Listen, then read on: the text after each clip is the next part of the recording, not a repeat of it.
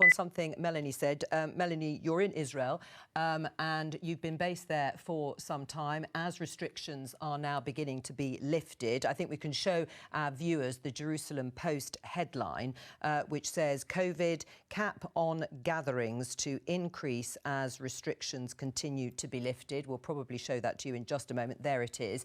Tell us what it's been like living there then as it's been unlocking. Well, it's been very good for some weeks now. The situation has eased very considerably. I mean, Israel's lockdowns were pretty ferocious. At one stage, we were not able to go beyond, I think it was 1,000 meters of our house. Except for essential supplies. I mean, and you know, Israel did actually lock down its borders. It did actually stop people coming in from through its airports, and there are still very, very severe restrictions on incoming air travel. But now, you know, the restaurants are open. Public events are open. There are still restrictions on the numbers who can gather inside and so on, but these are gradually being eased the whole time. The rate of infections has come right down.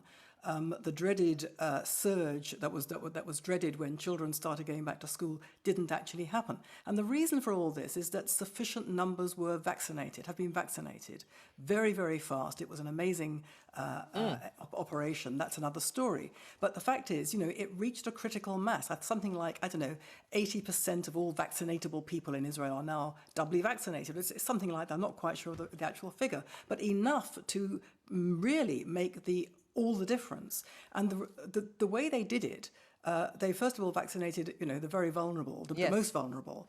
But the younger people who thought they weren't vulnerable weren't going to be vaccinated. Right. And they used the green passport to open that up. Only if you had the green passport could you have access to stuff. And that got young people in. Now, I know in Britain there's a tremendous head of steam against the idea of a green passport, a vaccination passport.